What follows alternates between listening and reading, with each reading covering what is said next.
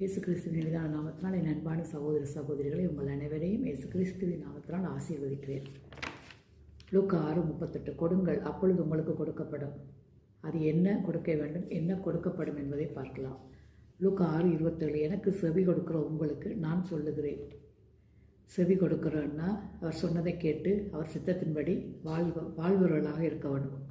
அதுதான் கொடுங்கள். செய்கிறதும் கொடுக்கிறதும் ஒன்றாக கருதப்படுகிறது. அது என்ன என்பதை பார்க்கலாம். சத்துருவை சிநேகியுங்கள், பயக்கிறவனுக்கு நன்மை செய்யுங்கள், சபிக்கிறவர்களை ஆசீர்வதியுங்கள், நிந்திக்கிறவர்களுக்காக ஜெபம் பண்ணுங்கள். உன்னுடைய ஒரு கண்ணத்தில் அடிக்கிறவனுக்கு மறுகண்ணத்தை கொடுங்க. கேட்கிறவனுக்கு கொடு, உன்னுடையதை எடுத்துக்கொள்கிறவனிடத்தில் திருப்பி கேளாதே. மனுஷர் உங்களுக்கு எதை செய்ய வேண்டும் என்று விரும்புகிறீர்களோ அப்படியே நீங்களும் அவர்களுக்கு அதை செய்யுங்கள். அதே மத்தேயு 3:8 மனம் திரும்புதலுக்கு ஏற்ற கனிகளை கொடுங்கள். கலாத்தியர் 5:22 அந்த கனிகள் என்னென்று பார்க்கலாம். ஆவியின் கனியோ அன்பு, சமாதானம், சந்தோஷம், நீடிய பொறுமை, தயவு, நற்குணம், விசுவாசம். 5:23 சாந்தம், இச்சையடக்கம். இப்படிப்பட்டவர்களுக்கு விரோதமான பிரமாணம் ஒன்றுமில்லை. கலாத்தியர் 5:24 கிறிஸ்தினுடையவர்கள் தங்கள் மாம்சத்தை அதன் ஆசை இச்சைகளையும் சிலுவையில் அறைந்திருக்கிறார்கள்.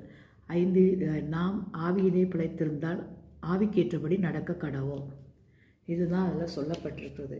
அதே யோவான் 9:33 பாவிகளுக்கு தேவன் செவி கொடுக்கிறதில்லை என்று அறிந்திருக்கிறோம். ஒருவன் தேவன் பக்தி உள்ளவனாயிருந்து அவருக்கு சித்தமானதை செய்தால் அவனுக்கு செவி கொடுப்பார். அந்த சித்தமானது தான் சொல்லப்பட்டிருக்கிறது. மத்தேயு 6:33, 34, மாற்கு 16:17-20, யோவான் 4:23, லூக்கா 6:27-38, கலாத்தியர் 5:22-26. அதே மத்தேயு 6:33-34 முதலாவது தேவனுடைய ராஜ்யத்தை நீதியை தேடுங்கள், அப்பொழுது இவைகள் கொடுக்கப்படும். அது நமக்கு தேவையானது பர்சனல். அப்போ நீதியும் ராஜ்யமும் தேடணும். தேடுறது கிரியை செய்கிறது. இதுதான் கொடுத்தல்.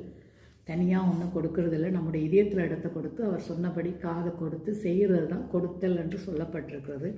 அதையே இங்கே சொல்லப்பட்டிருக்கிறது.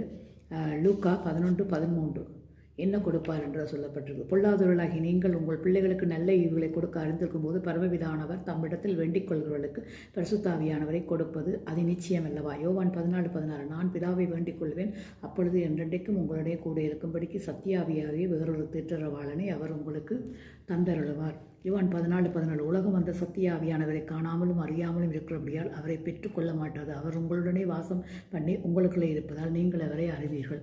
மத்தேயு லூக்கா 12:32 பயப்படாதே சிறுமந்தையே, உங்களுக்கு ராஜ்யத்தை கொடுக்க உங்கள் பிதா பிரியமாய் இருக்கிறார். இதை கொடுக்க ராஜ்யத்தை கொடுக்க பிரியமாய் இருக்கிறார். அதே